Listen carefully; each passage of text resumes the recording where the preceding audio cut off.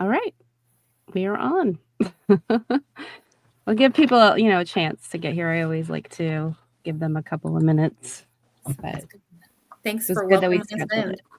Yeah, I'm excited to have you here, and I think what I'm gonna do is I'm gonna put you both on top. We're in this view, just because I want to look at the top of my screen. So there you go. Works. Hello. Bethany's here. You guys can see the comments, right? Yep, Raul's here. Yep. Great. Lisa Joe's here.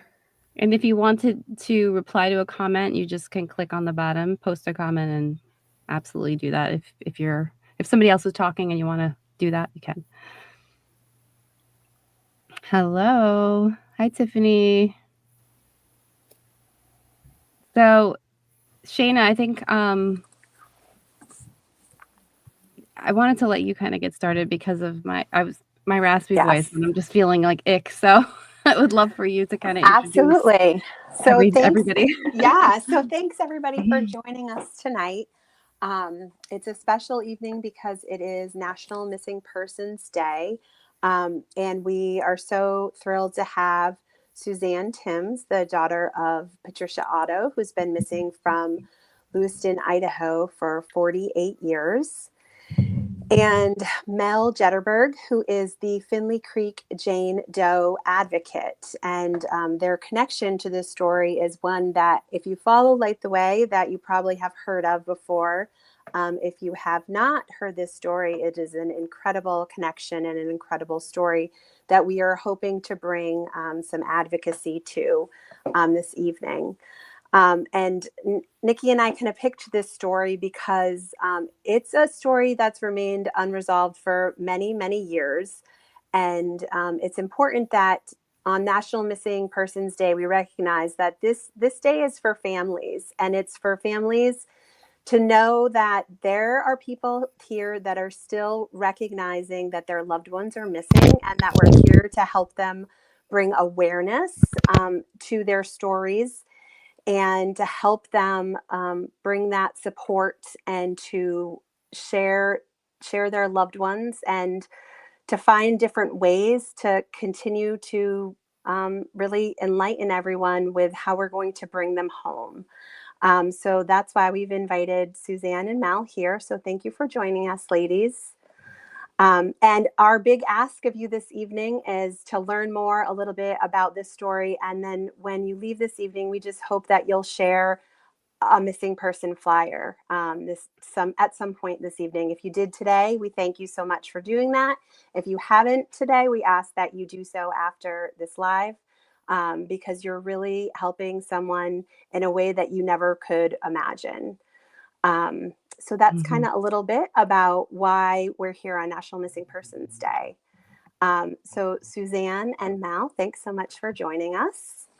We're happy to see you both. You both are very important to me. Light the Way, they were the second family that reached out to us. So they have a big place in my heart because they trusted us when almost no one knew who we were. So I'm very grateful for their friendship and their trust. And then I am also really excited to kind of make an announcement before we jump into the story about something that the Gabby Petito Foundation and Light the Way has been working on for the past couple months, kind of behind the scenes. And we're ready to publicly talk about it a little bit. Do you want me to keep going, Nikki, or do you want to jump in? Let me know. I mean, I'll just say really quick, I very bluntly asked Shayna to come on board at the Gabby Petito Foundation. So she is now a board member, and Light the Way is now our official partner, and we are partnering up to do a whole lot more. So we want to build a network across the nation of advocates for families like yours, and we are so excited. And Shayna, if you want to add to that, I'm just like so excited.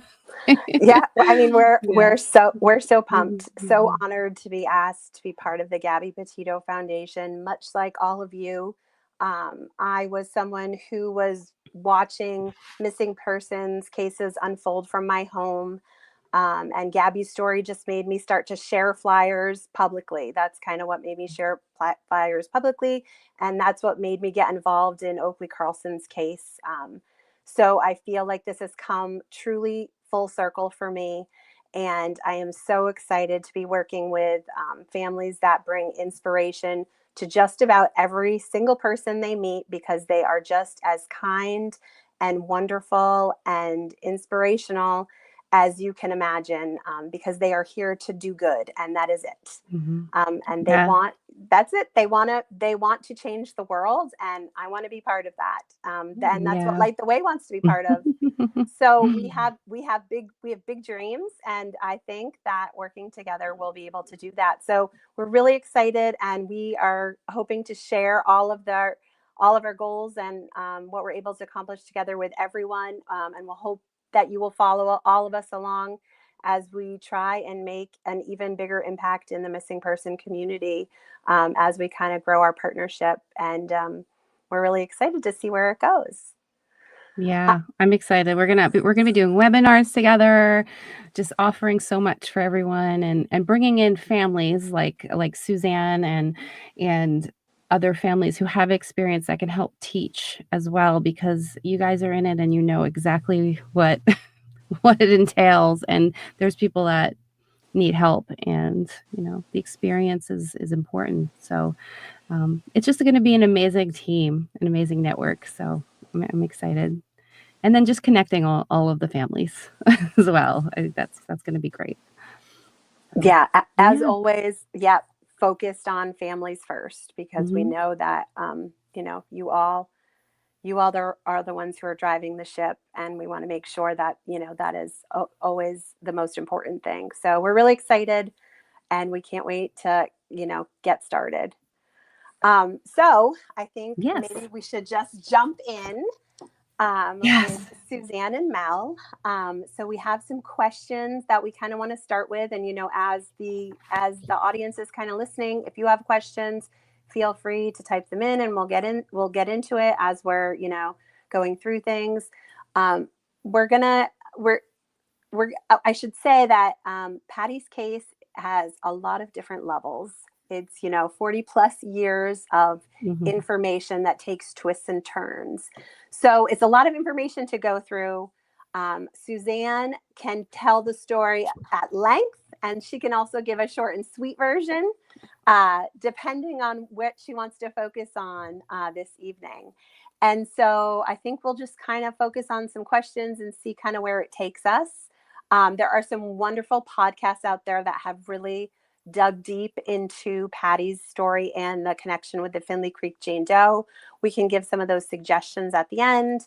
And they've done fabulous jobs. Most of them that we suggest have worked directly with Suzanne and Mel. And, I've listened to so many of them. I've been lucky to be a part of some of them as well. And they really have truly done a great job telling Patty's story.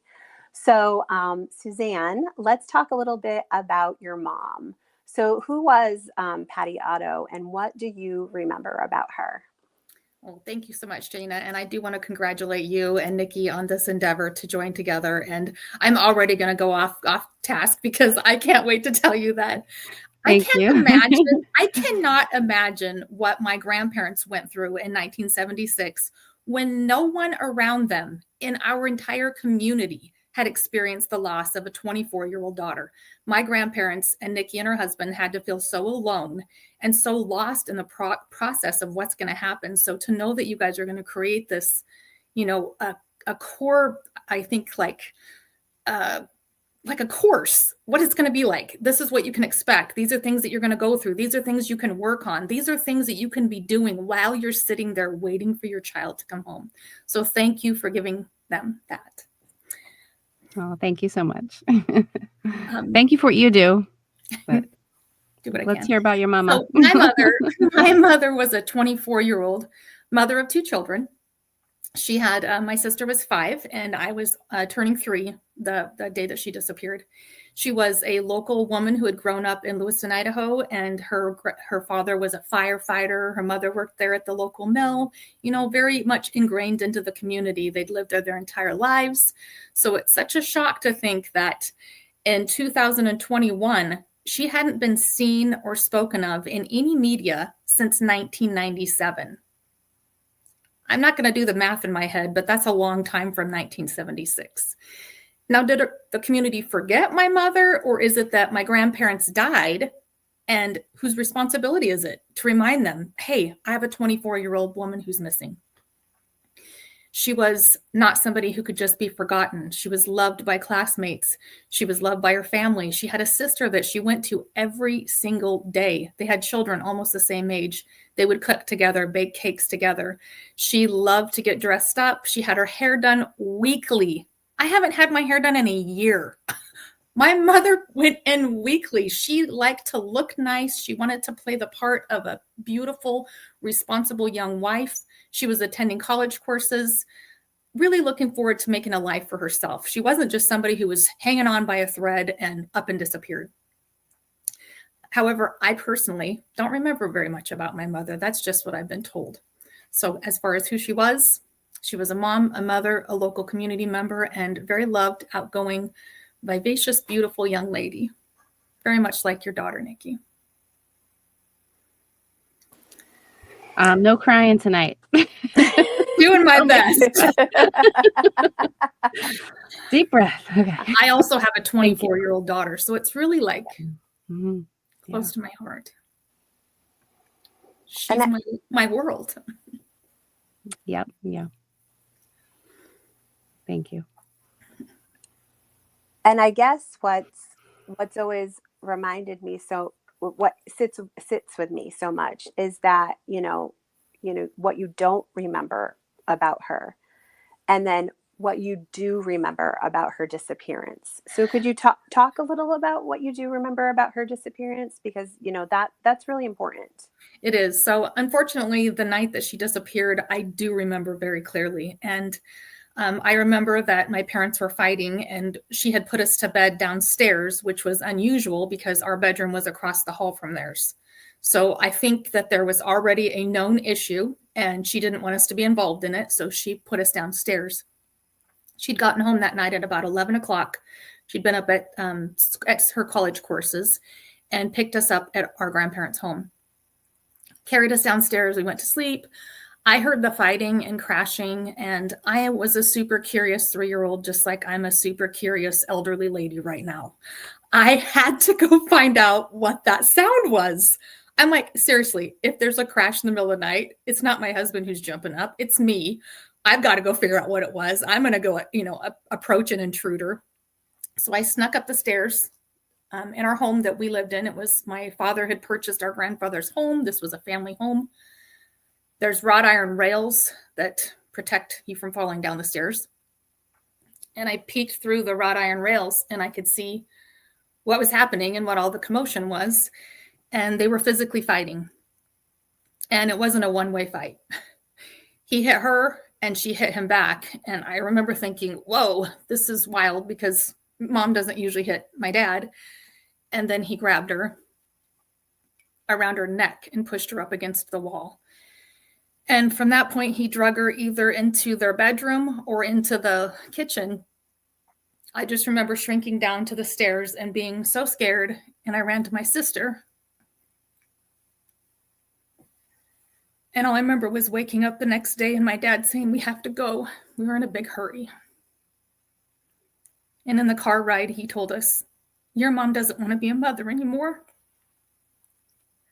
See, I can tell the story a million times. Why can't I tell it when I need to tell it?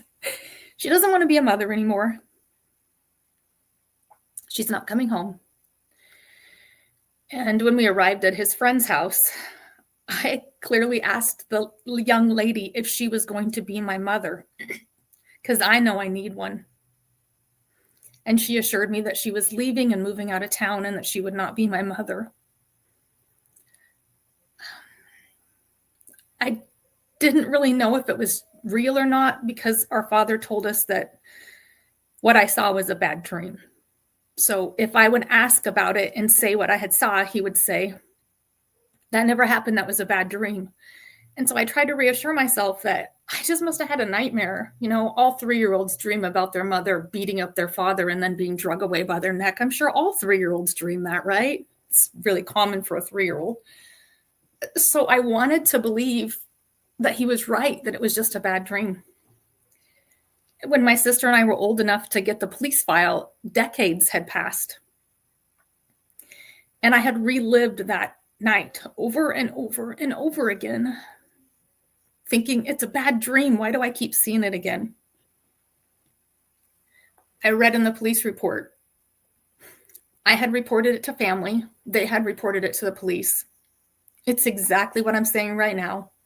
It's the same story 20 years later that I had seen. It wasn't different in any way. It took me a few minutes reading the police reports and evaluating, like, I don't know, 2 pages, and I immediately decided that my father was guilty. My sister, however, wanted to believe that our father was innocent, and she took on the route of pursuing his innocence. That was difficult. So that night, yes, I remember that night, unfortunately.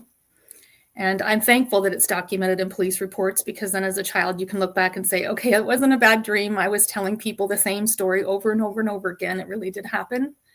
And it just happens to line up with what we find in 2021, which we'll get to that later. Did I answer the question, Shayna? You sure did. You're doing great. You're doing great. You take your time when you're doing great. Yeah. And you know that you had to tell the story. So you tell us at your own pace. Thank you. And It's your story. And you know, we can go into lots of details about your dad, Ralph. You know, we can, and I have to say, it's been a pleasure to work with Suzanne, because Suzanne likes to laugh. As sad as she might be right here, Suzanne likes to laugh. We've had many a laugh about her dad, Ralph. He's been the brunt of a lot of jokes, and it's sure a good time to laugh at Ralph, because you just have to sometimes, for sure. So maybe could you tell us kind of a little bit how it played out for Ralph after that, and talk about how Ralph was never charged with your mother's disappearance? So rather than being the grieving husband who's out searching for his 24-year-old missing wife, I already mentioned that we immediately went to his girlfriend's house the next day, because she was leaving town and moving to California, so he had to deal with that. And in the days preceding that, he sent us off to go stay with her sisters, her sister Alice, and we were there for months. So my sister and I went to essentially live with our Aunt Alice. My dad, he gets visits by the Lewiston Police Department on a routine basis, because the Lewiston Police Department, they took this seriously. You know, they initially showed up and they were like, okay, so they had a marital fight. They've filed for divorce. This happens all the time. Initially, it was viewed as, this is more than likely she took a moment to step away, which a lot of people do, and that's completely normal and fine. However, family members like her aunt, her sister, became concerned because she had never left the two of us alone with him. He was not trustworthy. He was an alcoholic. He would drive drunk. He would probably leave me at a bar and not even know where I was. Who knows? But she never left us alone with him. So that raised a red flag, and the Lewiston Police Department decided we need to look into this a little bit deeper. So I know they were there frequently, checking on him. What are you doing? Hey, Ralph, what's going on? My dad didn't like that. He didn't appreciate that the Lewiston Police Department was accusing him of perhaps doing something with his wife. And instead of, searching for her or doing things that if I disappeared, I know my husband would do for me, start a Facebook page, he'd find me in a minute. My dad went into his little local bar, told the bartender that he had previously stated he knew people that would get rid of someone if he needed to get rid of them, and he needed to get rid of the captain of the Lewiston Police Department. So What innocent person needs to get rid of the captain of the Lewiston Police Department? The bartender, who he's known for many, many years, is very much aware that my mother's missing, and they're all very suspicious that my father's responsible for her disappearance. So they call the Lewiston Police Department and let him know, Ralph's down here drinking, offering to get us, to hire a hitman from us. What do you want me to do? And the Lewiston Police said, tell him you know someone, we'll send in one of our guys that he doesn't know. The next day, they literally sent someone in the next day. This is only 2 months after my mother disappeared. So 2 months after my mother disappeared, he's hiring a hitman. He gets arrested. So my father's taken away to jail for attempted murder of the captain of the Lewiston Police Department. So essentially, my sister and I lost both parents in a span of 2 months. Not an easy thing to do as a child. Where do you want me to go with that? So I think maybe, go ahead. He fights it. So my dad, he's a business owner and he has money. In the 70s, he's considered this wealthy older man, and he fights it. And he tells the Lewiston Police Department he's going to sue them for every penny that he has, and that they have wrongfully accused him, which is ridiculous. They have the recording of him paying for the hitman. He 100% did. But he knew the reason they did it was because they couldn't get him on my mom's case. So if they could get him on this, he'd go away for a long time. While he's in custody in 1978, Lewiston gets notified that Oregon found a body of a female buried in the woods. And Lewiston thinks, hey, it's been 2 years. Patty would be skeletonized by now. That could definitely be our girl. They're getting dental records and preparing to send for a comparison when a family member from Walla Walla calls and says, did you know that body's wearing red pants and a white blouse? And Lewiston Police is like, why didn't they mention that? That's kind of a big deal because Patty was wearing white blouse and red pants. Are you sure? He goes back, confirms, calls Oregon State Police. Yes, this body of a young female is definitely wearing white pants or white blouse in a red pants. And Tom, the detective, says, I'm on my way tonight. September 1st, 1978, he gets a flight at midnight, puts my grandparents on a midnight flight, flies them to Oregon. He wants to see those clothes. He's 100% certain that is Patty Otto. At no point is anyone telling him the body that he is actually responding to is in Portland. The clothes he's responding to are in Pendleton. It's not the same body. Nobody, not one person tells him, why did you call Portland County on this case? Why were you talking to them? Nobody caught on. My grandparents look at the clothes. Yes, she was wearing red pants and a white blouse. She would never wear those boots. I wish we'd thought of this because we could have popped up pictures, but you know how I told you that my mom had her hair done weekly? She had makeup. Her last purchase was Avon. She looked good all the time. She's not going to be seen with men's work boots on in a blouse and polyester pants. So I think in a way it relieved my grandparents thinking, well, it can't be her because those boots can't be hers. So then it can't be her. Right? But Lewiston's like, that's way too similar. Height, white, Caucasian female, short, blonde hair, wearing the same clothes. It's got to be her. So he hands the x-ray copy to Oregon and says, hey, we've already asked in writing, but I'm sure this is her. Please give me a comparison. 8 days later, they get a little note back saying, yeah, those teeth don't match. It's not her. My mom's case essentially gets closed.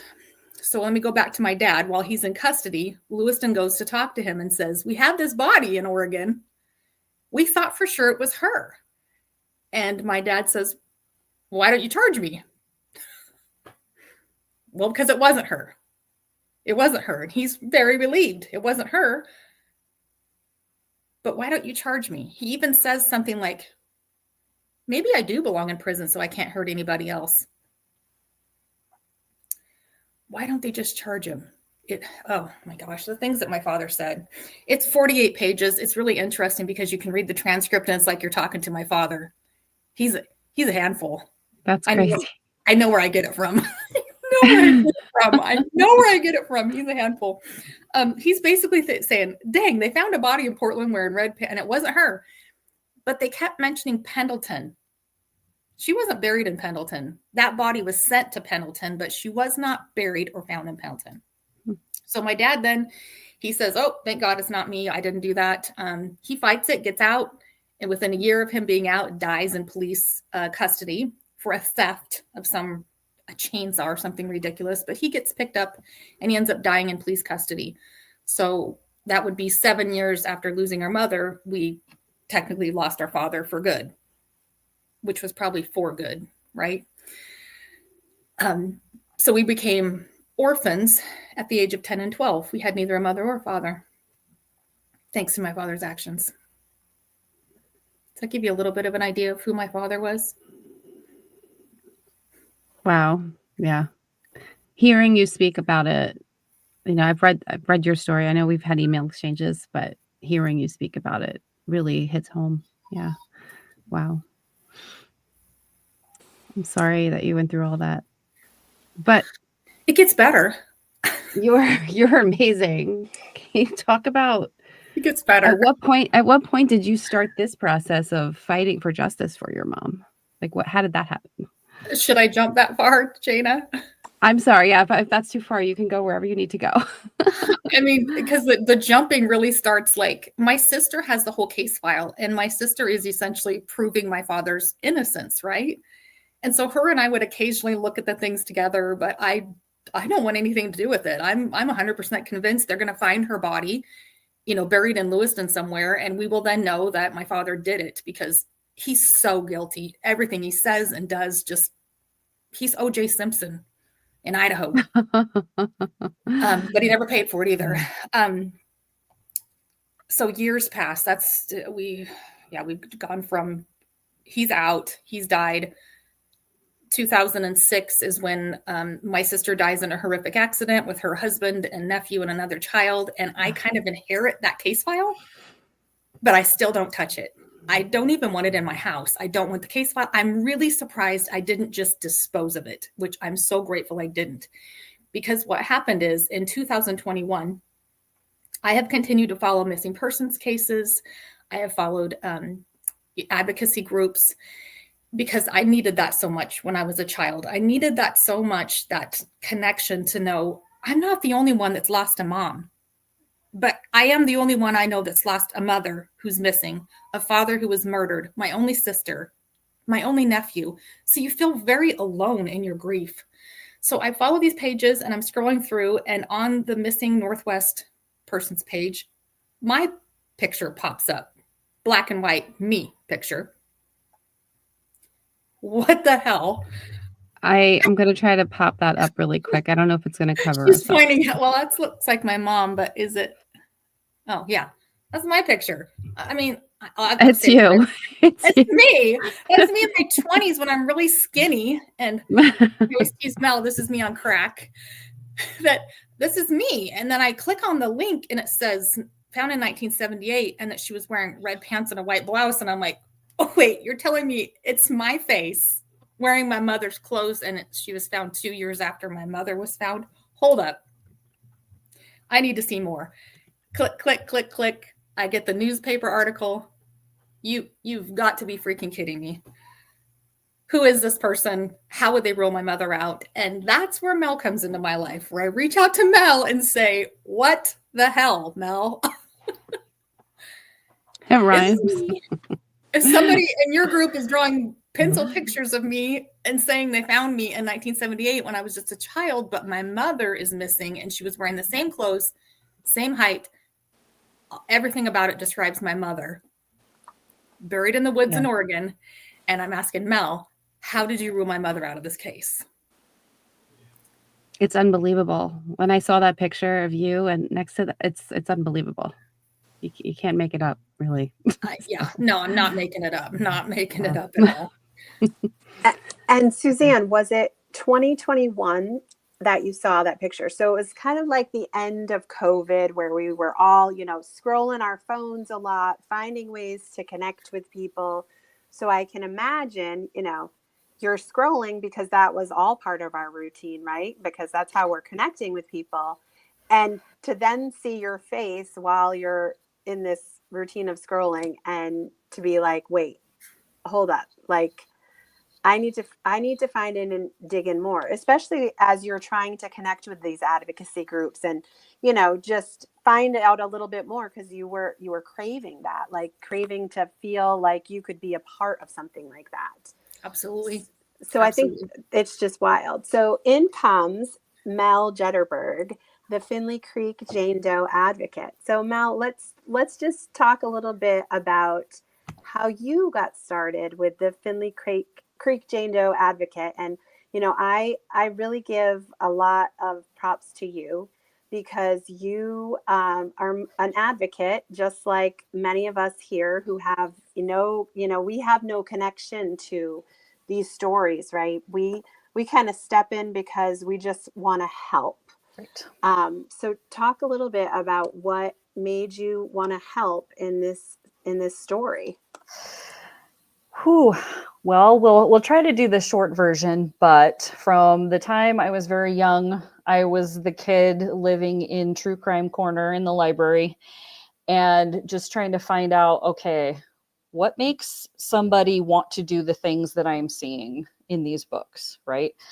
I went to school for criminal justice. I have a degree in criminal justice, criminology, and discovered that maybe in the wave of the CSI, that wasn't really for me. I have kind of a, Suzanne's the nurse. She can handle stuff like that. I can't. I discovered I can't do the on hand stuff. However, what I can do is research. So then I went on to get a master's in information science, and just kind of had this whole background in education and curiosity and desire to solve puzzles. So as I'm consuming true crime content, like a lot of us do, I came across Michelle McNamara's book, which is called I'll Be Gone in the Dark.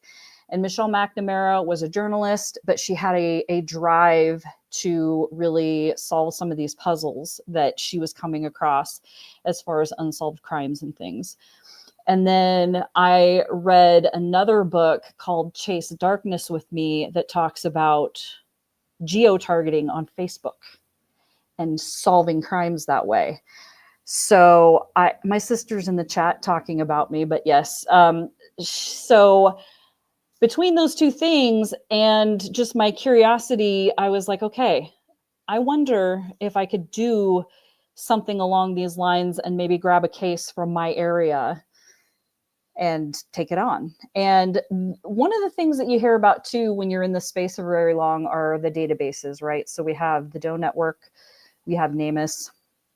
And so I jumped onto the Doe Network to find out, all right, I'll look up my county, my state, and see if there's any does here, not expecting to find anything. Because I've been alive for 50 years in this area and just had not heard of any unidentified remains being found. And to my shock and surprise, there was one unidentified doe on the Doe Network, and found in 1978. And so I started texting my family immediately. Did you hear about this? Do you remember anything about this? And as I started kind of researching online to see if anything had been published about these remains that were found so long ago, I found some newspaper clippings that had been posted on one of the Crime Watchers forums. And so somebody had been doing a little bit of work about these remains, but not a whole lot. So after just kind of thinking about it for a while and reading all this information, I don't do anything without doing a lot of research. And so I really know what I'm talking about. I decided to launch a Facebook page about this Jane Doe.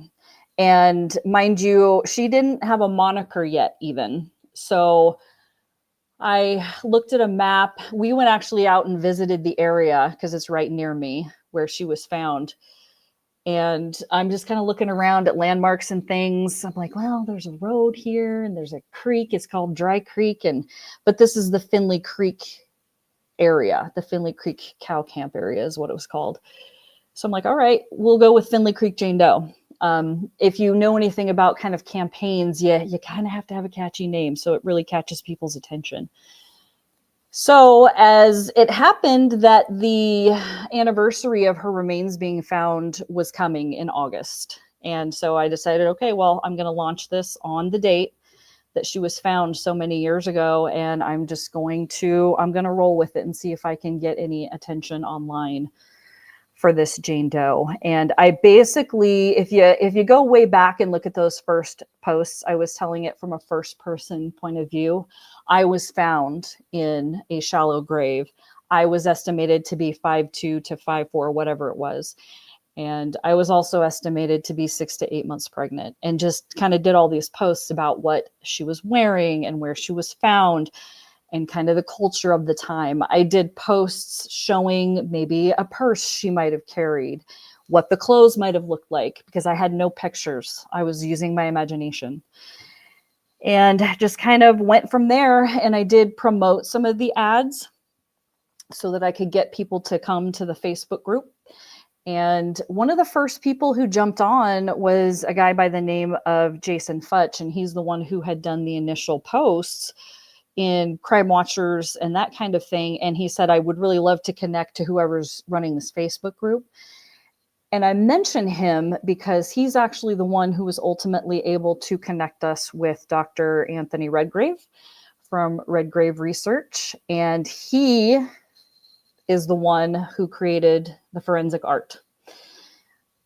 After we'd been running the Facebook page for, I would say, almost a year, we were finally able to get our hands on some records, and they did have some pictures in there. They weren't the greatest pictures, but they were enough for Dr. Redgrave to be able to create this forensic art. And we actually were able to get on a Zoom call and share the picture with Dr. Nikki Vance from the Oregon State Police. She's technically the person who has kind of custody of the case, and said, hey, what do you think? And she said, yep, distribute at will. So we did. And it actually, that all happened in May of 2020. So if you remember Suzanne talking, she didn't see it until 2021. It took a full year for her to actually see it after we were distributing it everywhere. And once she did see it, she IM'd me. And her first question was, why was my mom ruled out as the Finley Creek Jane Doe? Was it the pregnancy? And I was at work at the time, so I'm like, no, that wasn't it. But I don't know why she was ruled out. I wasn't, even though I'd had the case for, a few months, I really wasn't super familiar with every detail in that, 48-page file. But so I looked through it and I'm like, Patty Otto's name is not even in here. What are we doing? I don't understand. But on NamUs, she's ruled out. She's listed as a rule out. So we had to kind of dive in from there and find out what the heck happened. And yeah, ever since then, Suzanne hasn't been able to get rid of me. So I want to share something that it just sparked my memory. You decided to name her the Finley Creek Jane Doe, and you could have named her anything. Mm-hmm. As we have met up and collaborated the two cases, we're combing over trying to find Patty in their file and anything about the doe in my file. And when see, again, I'm laughing. Why am I laughing? When my father died in the police shower, the officer that declares him dead is Officer Finley. I'm not freaking kidding you. No, oh, wow. Yes. I didn't know that. Finley writes this 3-page report. And I was like, of all the people, Finley's like, he's dead. Absurd. Hey, he's dead. Guys dead. Finley, of anybody it could be. And I would love to meet Mr. Officer Finley from Clearwater County and be like, do you know what's really weird? That's really wild. Weird. Yeah. Really strange. It's unreal. It really is unreal. I mean, and if Mel, if you hadn't come along and cared so deeply for this Jane Doe, she never would have got a face. She never would have got a face. She never would have got your face. No, she would never would have got my face. And okay, this links back to though why I mentioned the records, that my sister had all these records. So if I had gotten rid of those records that my sister had, Mel said, whatever you have, send it to me, give it to me. And I have a little handwritten note that says the body is not that of the Legrand body or something. It's something very simple. Like the body does not match that of the Legrand body. And I'm like, why? Is it missing a leg? Does it not match the body because it's, I don't know. I'm thinking, why does the body not match? Well, let's just do teeth, right? They have the jaw. We have the x-rays. Lewiston got the x-rays. So I called the police department and I said, can you get the x-rays over to Oregon? And guess what? There's no x-ray on file for my mother. They have no dental record. They have a written record that says my mom has no wisdom teeth, but they have no actual dental record of Finley Creek Jane Doe. There's no x-ray. Of my missing 24-year-old mother, no x-ray. Yep. However, I knew that Natalie had saved this whole freaking giant stack of records she had obtained. And I'm going back through all of her records. She had gone to the dentist office in early 2000 before she died and got a copy of my mother's x-ray. So I have the only copy of her x-ray that exists, and Oregon says, send that to me. I'm like, are you freaking kidding? You lost a body. You want me to send you the one copy of an x-ray that I have? You can't even keep track of a whole box of bones. Why am I going to trust you with a piece of paper? Not at all. No. They can have a copy of the copy. They can have a copy of the copy, but she wanted the original. And I was like, absolutely not. You are not getting that copy. Yeah. And it's so strange too, because what we've discovered looking back on this with a 2025 lens. So Suzanne alluded to this before. When they recovered the doe here, we're in a very rural area. So we're not equipped even now, but especially in 1978, we're not equipped to do any processing. So like she said, the physical evidence goes to Pendleton Crime Lab, which ironically was the community college that I graduated from many years later with my criminal justice degree. That used to be our crime lab. All right. So her clothing goes there. The remains, and that's an hour from here, her remains go to Portland, Oregon, which is 4 hours from here. So immediately everything's getting separated. This does not bode well. So then after that, we just through all the research and things we've discovered is for some cases, particularly a Jane Doe who'd been found about a month before Finley Creek Jane Doe, they would actually get specialists, FBI involved in comparing the teeth. Finley Creek Jane Doe did not get that. Also, when the medical examiner wanted to compare the teeth, the x-rays of the body, they did exist at one time. Those were taken in Pendleton. But Dr. Brady does not make any mention of using those x-rays to compare to anybody. He takes his own written notes, and that's what he uses to compare. And sorry, I'm speechless all of a sudden. But yeah, it was really frustrating. Yeah, to see, I mean, just to see how differently they were treated. The doe who was examined by the FBI orthodontic specialist, by the way, got identified. Ours didn't. By her teeth. By her teeth. Mm-hmm. By her teeth, yes. And so it was just kind of one of those things where, oh, right, clearly not all cases are treated the same. And, you know, this rural small town doe, I guess we'll log it for the sake of logging it, but we're not going to give it the attention that it deserves, which is rather unfortunate. You know, all of this is, you know, this series of terribly tragic, unfortunate events, right? Like the way that all of this has played out. So let's jump to 1990. And this is where, you know, the most tragic part happens because of what we could be doing now. So what happens to the Finley Creek Jane Doe in 1990? Oregon State Police is going through their files, and they come across this file from the 1970s, and they're like, well, nothing ever happened on this case. We don't know who she is. We don't know who killed her. So they go to the district attorney and say, what do you want us to do with this? District attorney says, close it and destroy all the evidence. So that's what they did. They destroyed the evidence. They sent Finley Creek Jane Doe's remains, which had been sitting in a funeral home, by the way. She wasn't even in an evidence locker taking up any room there. She was in a funeral home for 12 years. And they sent her to Walla Walla, Washington to be cremated. And that was kind of the end of the trail there. They didn't even bother to get her remains back to Oregon to do anything with them, to bury them, anything. They just kind of sent her there. She was cremated and then forgotten. I also want to note that there's no, not only a final disposition, there's also no death certificate, which is required by every state and has been done so since the beginning of time.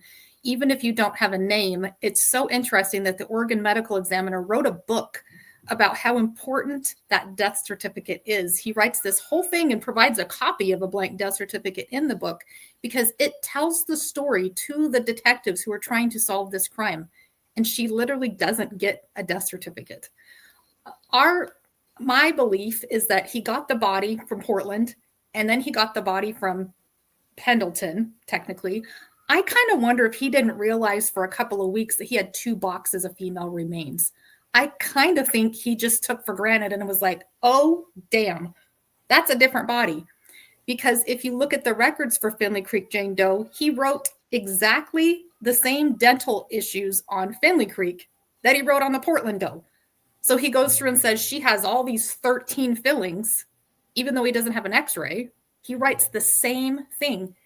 On her autopsy, he just puts August 1978. Yep. What? Yep. There's no date? Yeah. You don't remember what day it was that you had the body?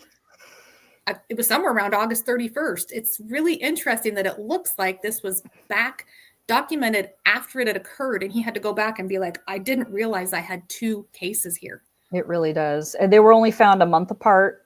The Multnomah County Jane Doe and the Finley Creek Jane Doe were only found a month apart. And if you think of my family showing up in Pendleton and they're like, can we see the remains? And the detective says, they're in Portland. Mm-hmm. That makes sense because that's what he thinks. He's responding to the Portland Jane Doe. So on the 13th of September, when they do release the all points bulletin for this Jane Doe, mm-hmm. Idaho's like, well, it's not her. We've already been told it's not her. They don't realize it's a whole different body because no one has said this whole time, wait a minute, you're talking about a different case. The Portland Doe is not the same as the Union County Doe. They're 2 different does. And I can't believe in all these years, decades later, that even any detective reading my mother's case or looking at the Finley Creek case, that they don't realize, wait a minute. The letter was asking for a comparison to Jane Doe 1, and we responded with a rule out on Jane Doe 2, and nobody noticed it until 2021, when my cousin looks at the case and says, how in the heck is this date August 27th, and they found the body on the 28th of August? No, they're writing the letter on the 28th, and the letter's on the 27th. It's literally one day, and she's like, how's that possible? My cousin's the one that realized there's no way this is the same body. There's 2 bodies. So I guess the question is, where is the Finley Creek Jane Doe now? We believe, and again, had to do a bit of a paper chase here. We believe that a set of cremains that we did locate in Walla Walla, Washington, are her. They stayed there, and eventually when Walla Walla County created a website for the public to look at that cataloged all of their unclaimed remains of all things, I happened to come across that and noticed that there was a John Doe with a date of death of 1/1/1993. That made me super sus, because to me, That's what somebody is going to write when they're cataloging a bunch of things, but they don't really know what the date of death was. So they're going to guess. And a lot of times when we don't know the gender either, we're going to default to he.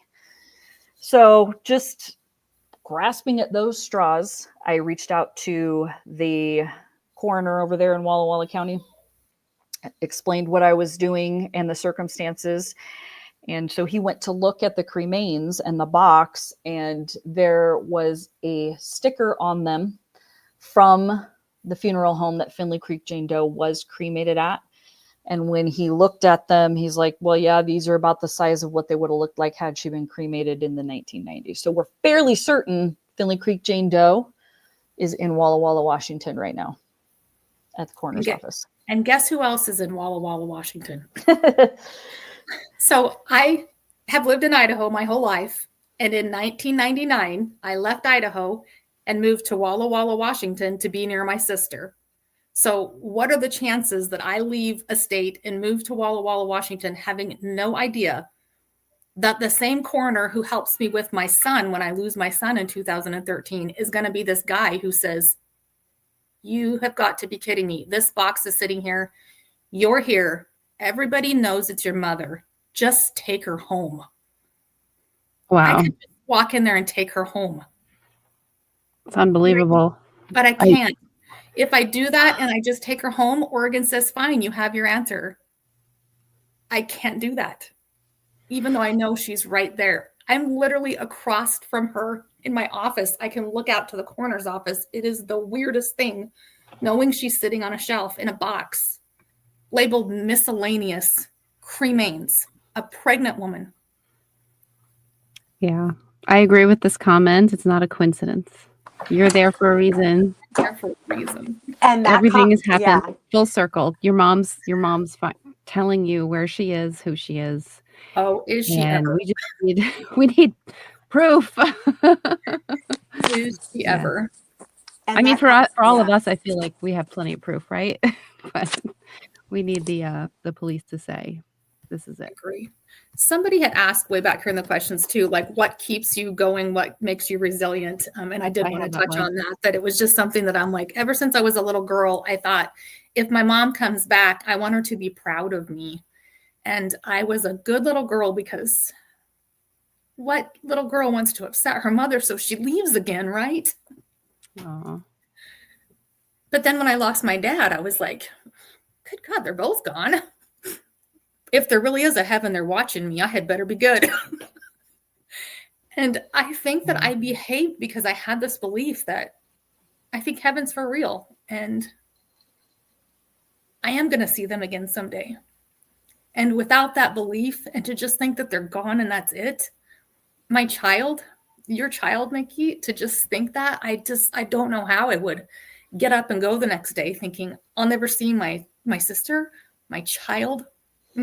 I couldn't do it. So I'm so grateful that the family that I was raised with gave me a Christian faith that would say, you can pray to God and he's going to hear you. And you know what? He may not answer my prayer and give me exactly what I want, but he has been here the entire time. And I really believe that my mother's guiding me to get these answers that I have needed my whole life. So I am not stuck. I'm not stuck as a 3-year-old girl, still being a good little girl for a mama. I've changed that mindset, but it did keep me going as a child. That's what you just said. Takes me to this question: how do you move on? This girl feels stuck in her childhood trauma. So maybe you can give some tips on what's kept you so strong through this. Forgiveness. Forgiveness is huge.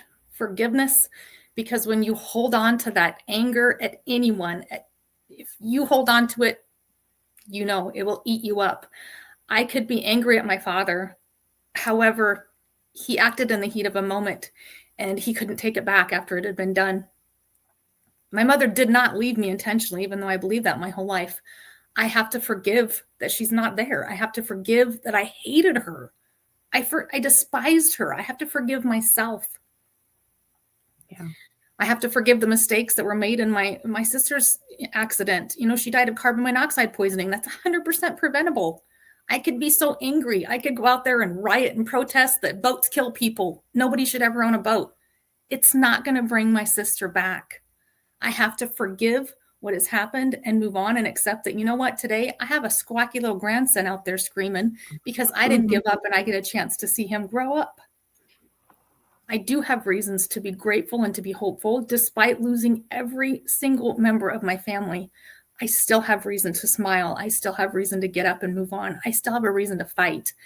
And I know my mom wants me to do that because I really feel her like pushing me and guiding me. And she's done this the whole time of like, I'm going to get you there someday. And you'll have that aha moment. And I'll be like, she literally led me to her. Yeah, yes, she did. She took you straight to her remains, literally. Straight to her remains. I mean, we're not even going to go in that because you got to look up the story to see who found this body. Mm-hmm. It's so hard. It's so hard to fathom. It's so hard to believe.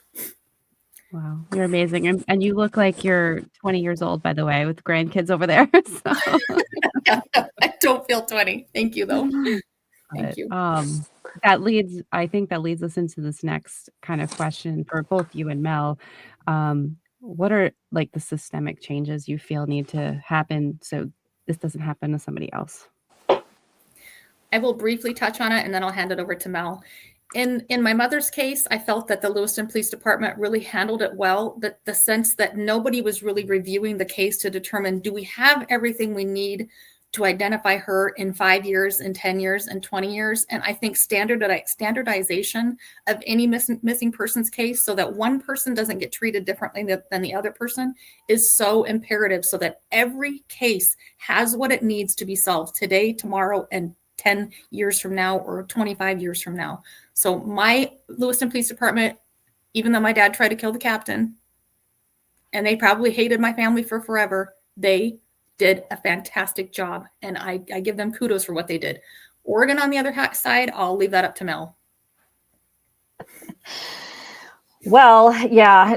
And back in the day, it got given to the Oregon State Police because it was outside the county. It was outside the city. So, of course, it had to be the state police. And relatively speaking, in this area, not a lot of murders here. So I believe that evolution over time has changed, right? As far as evidence collection and things like that. However, common sense, let's use some common sense. Do we destroy the only evidence that we have in a case where somebody was clearly murdered? No. I would hope that that doesn't happen today. Hope. Apparently, this was very common in the 70s. Not so common that that's what everybody was doing, mind you, because there were plenty of counties that did not do that, and they had remains that were older. As far as systemic change, I fully believe that there needs to be as much time, personnel, and money investment into cold case investigations. Period. Full stop. They are just as important as the current cases. Yes, you do need to respond to the current stuff. You need to triage. I understand that. However, there are family members from these old cold cases who are out here. Suzanne sitting here. Suzanne is the victim of a crime. She is. She's a living victim of a crime. She had her mom taken away from her in a way that was criminal. That needs to have resources put to it. And it's Oregon's responsibility to do that because it is their case. Thank you, Mel. Both of you, gave such important answers there. And I agree, Suzanne, we've talked many times about the wonderful job that the Lewiston police did, back then in the 70s, and that they still continue to do. We have a great relationship with the Lewiston police, but there are some big issues with Oregon. And I would say we still have some issues with Oregon with getting some information and trying to have some responsibility and liability when we're trying to get them to agree to things when it comes to the Finley Creek Jane Doe case. And I truly believe it's because they know that there were mistakes made and they probably don't want to open that up to the Litigation. public. Yeah. And sadly, I think, Shane, I hate to cut you off, but it does remind me that we have another case that Light the Way covers that she can't get the police file. Actually, there's two of them. There's one in Washington and there's another one, two cases that I know they can't get the police file. Think of this. If Mel didn't get the police file for Finley Creek Jane Doe and my sister and I didn't have the case file for my mother, we wouldn't have gotten as far as we are. Lewiston Police is saying, the two of you have solved this crime. Everybody who looks at it, we've had private detectives, chief of police. Oregon's even saying that. They're saying, you guys have solved this crime. Why do we have families that can't access these cases? I know there's sensitive information. You can redact things that are sensitive, but victims' families need access to these case files, because we can go through them with a fine-tooth comb and find something that's like, whoa, hold on. These 2 dates, there is no way this happened on these 2 dates, or this guy is being mentioned again. Maybe they're going to point out something that police department is not going to recognize. So I would really like people to advocate, open these files, give them access. I think you're absolutely right. I would say most of Light the Way's cases, those families can't get their case files, most of them. And I see a lot of them in the chat right now that would absolutely agree. That was for you guys then. That was for you guys. Absolutely. The other thing that we wanted to talk about, and I know, this is important to the Gabby Petito Foundation, is, domestic violence and how this plays into these stories of these missing women who ultimately we truly do believe are murdered, and what needs to be done to protect these women and prevent these future cases, and what the two of you believe, really should be done more in these instances. That's a great question, Shayna. And Mel and I both continue to actively advocate for domestic violence awareness, as well as Nikki. This isn't something that just started happening during COVID. This was in the 70s. People and families had the mindset that a man needs to get his wife under control. And that's changed, which is great, that we've changed from that you need to get your woman under control to that's not appropriate. However, that is a whole cultural shift that the whole nation needs to understand. We have to wrap these women up, and men that are in these situations, and let them know, when you stumble, I'm going to be here. You're not going to go through this alone. When you leave, you're not going to go through this alone. We're going to have a safety plan in place. We have to have more resources so that they know this is not just a one-off situation, and that it can progress and have a horrible outcome like our cases have. I can just think of many that Light the Way is covering. It's the same thing over and over, domestic violence over and over and over again. Man against woman, but it can go the other way, woman against man. So I would advocate for more awareness, more support from the community, and just to let victims know, people that are out there, that the first time can be the last time, and that your life matters and you're not alone. Mel, what would you add? I would add that there's huge value in when you are interacting with somebody who you suspect may be in a domestic violence situation, and maybe you can't figure out who's the aggressor. Just listen for a few minutes. Ask them how the relationship started. Ask how they met. Oh, that's so interesting. And when did you first notice that things were starting to change in your relationship? It doesn't take much to just listen and kind of read between the lines to understand that there's a pattern here. There's some power and control happening. There's some coercive. Don't be just looking for bruises. That's not going to tell you everything you need to know. You need to listen. You need to open up your ears and listen to hear what is actually being said to you. Read some body language and say, she seems really nervous and she keeps looking over her shoulder while she's telling me everything is fine and it's all my fault. Right? It's not that hard to pick up. Study what you're, and if you have to, as a law enforcement officer, whoever it might be, go get your own training, because domestic violence is one of the biggest epidemics and killer of women and domestic partners. And it's silent a lot of the times, and it's under the surface, and it's behind closed doors. It's not always a loud screaming match. It's not always bruises and broken bones. It's so insidious and so quiet most of the time that we need to do a better job of digging underneath the surface and looking past what we're seeing right in front of us and finding out what's really going on. I love that. I'm getting impassioned. It's a lot. It's a lot. I live it every day, and it's like, who are we fighting today? So, yeah, everything you said. with police officers, we have to understand that there's more training that needs to be had, and it's not safe for them either. They're the ones getting killed on these calls, and this is why it's important to not only keep the victims safe, but the police officers responding to these calls. Um, Prevention is, I know for our foundation, it's number one. We need to change the narrative by getting to our next generation, our children. And believe it or not, since 1978, numbers haven't really changed much. They're actually climbing. They've been climbing since COVID even. You hear all these great things in the news about, funding and shelters, but believe it or not, and now obviously it's the opposite recently, but the numbers are climbing and the homicides are going higher and higher. So something's wrong. We have to change it. And as a society, we need to stop normalizing it. You have teenagers on TikTok and all the other social media platforms doing these completely crazy things, saying crazy things about women. And it is, we do say it's women. It because it is. If you look at the numbers, it's mostly women. That's why we go with that. Yes, men get abused. LGBTQ communities, there's abuse everywhere, but predominantly women are being murdered. So we need to figure out how, as a society, we're going to change that, and that means everybody gets educated. Communities, how can you be a good bystander?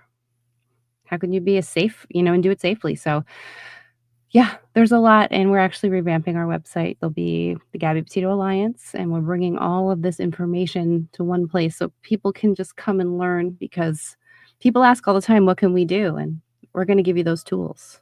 So, yeah. I could go on and on all night. So go ahead, Sheena. Little fun fact, Mel is a domestic violence. She does some work with that as well. So Yep. she has the same heart for it. And I just think that's kind of special too, that she's able to work on this case that, involved Patty. It's just a special connection, I think, that she has, to be able to help a story like this. So I love that. Very much so. Yeah. And it's so special. Not for nothing, it's not just our daughters and our sisters and those that need to be educated. It's our sons and it's our male relatives too. One of the classes I teach is called Domestic Violence 101, and it's exactly what it sounds like. It's understanding and recognizing. And my 12-year-old son has sat across from me on the couch listening to me deliver that more than once. And he actually, for career day, chose to teach Domestic Violence 101 with me. That's when awesome. He was in the 6th grade. So it's not too early to start helping your children, your teens, your younger relatives understand what is not okay in a relationship, And getting more men involved, because it's not a woman's problem. It's a society problem. Yeah. 100%. So, there's some great advocates out there that are men, and when I hear them speak, it's so much more powerful in a weird way to hear them or what they've gone through and talk about how to fix things. And it's funny because a lot of them are retired law enforcement, so they connect with this whole crowd, and we need more of that. So I hope that more men step up to the plate and keep the conversation going and changing. So I guess our next question would be, what advice would you give, Suzanne, to families who are still searching for their loved ones? That might be past, the 5-year mark or the 6-year mark. What advice would you give to them? I would say that it disheartened me that all those years passed. Like I said, the Lewiston Tribune picked up an article in 1997, and then my mother wasn't mentioned again until 2021. Every case is essentially going to fall on the family. And I'm sorry to tell you that. Somebody like Light the Way is not going to advocate for 600,000 missing persons a year. It's impossible. NamUs cannot advocate for 600,000 people a year. It falls on the family. So you don't have to be family to my mother, to Nikki's daughter. You don't have to be their family to step in and advocate for them. It's amazing what you can do by sharing a flyer, by being there on Missing Persons Day and saying your mother hasn't been forgotten. Do you know how much that means to me that after all these years, her birthday would pass, Mother's Day would pass, and you guys are the ones that said for Mother's Day, let's do something? She wasn't honored. She wasn't remembered. She was forgotten because it hurt too much to talk about her within my family, and she wasn't allowed to be spoken about on the other side of my family. So you guys as community members can be the one to say, your child has not been forgotten. What can I do? You share the flyer. How can I help? You print out 100 flyers. You know, you can, if you want to help with financial costs, you can print out 100 flyers. Those 100 flyers are going to get to 100 people. And one of those flyers made it to me, which connected me to Mel. So those flyers matter. Those contacts, the social media contacts, they matter because it's spreading. Having the ability to spread in such a huge number like social media now is way different than it was in 1978. So be there to support them, continue to advocate for them, continue to get them to the news stories, to remind their local news, hey, it's been a year, this case still isn't solved. Let's continue to remember and acknowledge, because more people are willing to come forward as time passes, and they might say, you know, I did see something and I didn't want to mention it because I didn't think it was anything big, but I should probably let you know. That's happened. One of our social media posts garnered somebody who came back and said, you know what? My mom on her deathbed said she visited your dad in prison. And do you know what he said? He wasn't going to die and keep it on his chest. He wanted to get it off his chest. That happened because somebody shared and shared and shared social media posts, and it got to somebody in Montana. You know, that simple act of sharing a story gets it out there. That would be my plea. I love that. It's an amazing community of people. So sharing really is important. It's very important. So,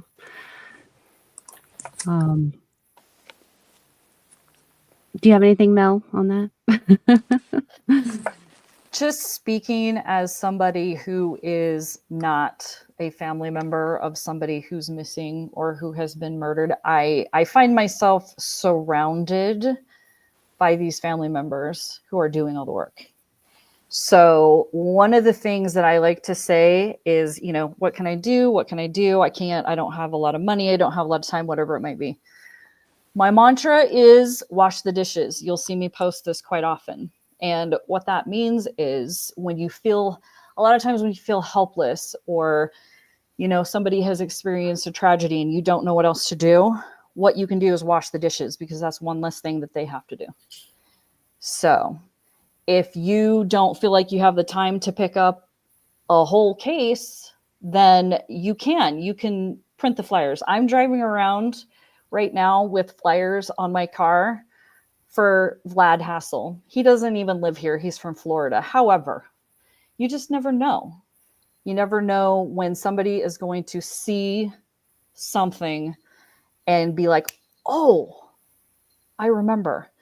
So just if you have the inclination and you feel like there's a case that needs more attention and you can pick it up, please pick it up. And if you can get in contact with a family member, then do that, do that as well. Reach out to them and find out if that's okay. And I was so shy to try to do it at first. And then I'm like, you know what? No one else is going to do it, so I'm going to. And now, not only do I feel like I'm actually helping and assisting and supporting, Suzanne is just one of my very dearest friends now. Turns out, the loved one who is left behind, we're the same age. We have a lot of things in common. And it's just been one of the most fulfilling experiences in my life, getting to meet Shayna, getting to meet you, Nikki, getting to meet all these fabulous people that I never would have met, and just understanding more about what they go through has just been invaluable to me, and, much respect. So just, and kind of follow their lead, right? Great advice. Thanks, Mel. Love that so much. Yeah, people can make a difference and they don't realize it. They think they're too small or insignificant, but Kenny from Aware Foundation shared a story with me not long ago that, I think he put it on Facebook that, somebody was at a motel and saw one of his flyers and saved a girl. So it's really important. like share, whether it's a current case or an older cold case, somebody out there knows something. I always feel like very rarely is there nobody that knows anything. Somebody knows something, and eventually somebody's going to talk. So keep doing it. And I always say, like, I can't share everybody. Shayna can't share everybody, but if collectively we all are sharing different missing persons, they all get shared. So gotta Absolutely. keep doing it. Mm-hmm. And just like you were told that story about Kenny, I was actually telling someone earlier today. I think it was about the second year that we were around. We had a mom reach out to us who was in a panic. Her son had gone missing from Washington. She had heard that he had driven across the country. We were just sharing flyers. We never even talked to the mom on the phone. It was all through email, just sharing flyers. We were able to locate him in Maryland within a week. And he was able, through a woman who had seen him somewhere, and they were able to locate him in a facility and connect him with mom. Mom was able to fly out, go and get him. It was all through people helping us to share flyers. It was just so surreal to see a community of social media just in action. It was the one time where it was like, what, this really does work. It was like the moment where it was, what, like, we never talked. We never even had a Zoom with the mom. It was just social media sharing. So it really does, people don't think that sharing is doing anything, but it can make such a difference. So we talk about Missing Poster Monday a lot at Light the Way. We encourage everybody to help us out on Missing Poster Monday. We share flyers. We hashtag a Missing Poster Monday. We ask you to share them. You can search the hashtag Missing Poster Monday. We encourage you to post flyers, hashtag a Missing Poster Monday, and we will share them. We hope that someday that could be a trending thing on Mondays on social media. And it's just a great way to connect with other people who are looking for loved ones. So that's just one of kind of the initiatives that we've been trying to do, because it's just a great way to share flyers, and it's a dedicated day to do it. So you're helping a lot, and you're taking burden off the family, because searching for a missing loved one is a full-time job. And these families have other family members that they're taking care of. They have, they're going to school, they're working full-time jobs, they're maybe dealing with health issues that, they are living their lives just like the rest of us, but they're also dealing with the ambiguous loss and looking for their loved one. So we as a community need to embrace them and help them. That is what our job as community support. And law enforcement can't do all of that. They're not equipped to. I would never expect them to, because they're not funded to do that. And that's a problem. We need to look at that too. But as community members who care, that's what we need to be doing. So I think what you both are talking about is so very, very important. And Suzanne, I kind of want to ask a question, that I think is really important, because it's so important to humanize your mom and your story, because that's what matters. Your mom was a person who mattered. She was a young woman who had a very important life ahead of her. If you could say something to her right now, what would it be? That's a really insightful question. And those of you that know the whole case know that I grew up thinking she chose to leave me. So if I could see her right now in some way and say something to her face, I would say that I'm really sorry I doubted her, because I know she never left me. And that I'm grateful for the strength that she gave me, because I know she's pushing me not just to find the truth, but she's pushing me to say, live, because I didn't get to. And I do that every day. Sometimes too much, because I overfill my schedule. But I live every day as if it were the last day, and that it's a gift. And I'm just so grateful for the chance to be here and the chance to share my mother's story, because if I'm not here, her story could die. And now I know, having people like you guys who are going to continue to help, if something happens to me tomorrow, you will continue to advocate to bring her to justice, even if I'm not here. And that's huge for these family members who think grandma and grandpa are gone. They died without knowing what happened to their 24-year-old daughter. That's so wrong. And so many of these families die before they ever get answers. We can do more for them. And I want to do more for my mother. She deserves that. That's beautiful, Suzanne. Thanks. She sounds a lot like Gabby, because when you said you just want to live because she would tell you to do that, that's the same thing that Gabby would say. It's weird because she was your mother and Gabby was my daughter, but they were so close in age. It's really strange, isn't it? I was born in 1978 also. So, really? Yeah. Yeah, that is interesting. Yeah.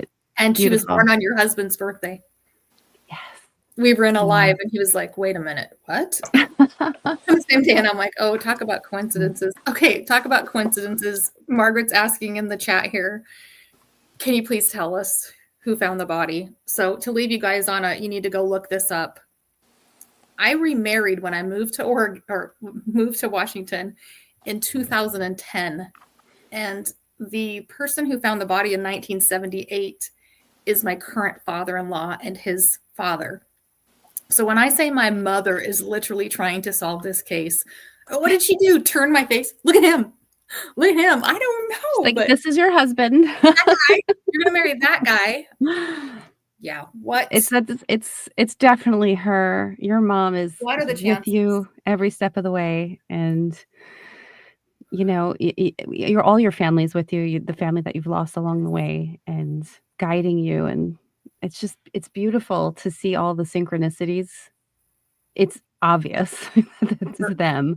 We're going to prove to people that there's life after this, because there's just no way all this can line up. There's no way. There's just no way.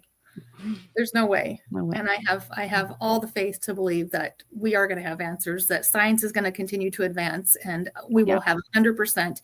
Yes, that was your mother, and I am so sorry for what we did to her. Absolutely. I have faith as well. Yeah. Wow. I guess I have one more question. What is your call to action for everybody who is listening right now? Mel? I gave my plea.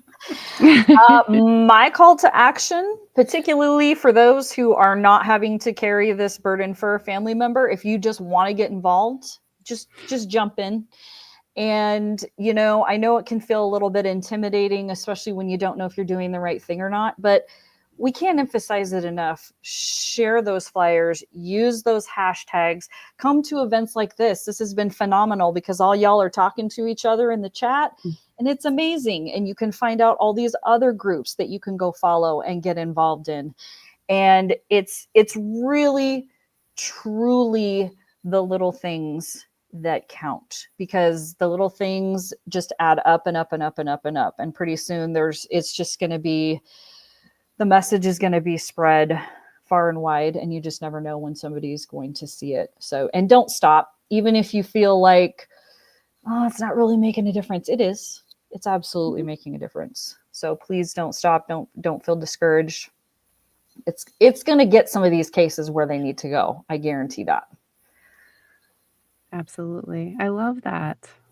And this will also, even though it's live right now, it will stay up on the channel so people can watch it if they missed it, and learn about your mom and about Patty, and just it's such an incredible story. I encourage everyone that doesn't know the details is to go follow the Facebook page Patty's Voice and the Finley Creek Jane Doe, and just dive right in. It's unbelievable. And share her flyer, please, because they need justice. It's been too long. We want to get this family some justice. Maybe not justice. I like to use the word resolution. Yeah, I was going to say it's kind of hard to get justice in those cases because you can't bring my mother back or others back. But I will leave you guys with one thing, because I see one of the followers left a comment saying no such thing as a coincidence. That's so interesting, because my father said this repeatedly. There's no such thing as a coincidence. They're all just connections. And I'm like, oh, we're working on it, Dad. Yep. Yeah. We are Careful what you say there, Ralph, because that's going to come back to bite you. are not coincidences. So thank you so much, Nikki. We really appreciate you giving us this opportunity on this special day to honor my mother. And so very, very sorry for your loss as well. Thank you. I am so glad to have you here. And it's really Shayna. I love Shayna. bringing you and your family here and getting that introduction so I could be part of this. It means a lot to me. And, you know, I feel like I'm helping in some way. So that's what I need to do. So I appreciate you letting me have you on to talk about your mom. And I hope that everyone, like I said, goes in and reads more of the story, follows the pages. Please, there can be resolution, and I do think it's going to happen for you. So thank you so much. Appreciate you all. Thank you. Thanks, ladies. Oh, well, thank you. I guess we're going to say goodnight to everybody. Thank you for coming, and we'll talk to you all soon. Thank you all so much. Bye-bye. Bye. Bye. Bye.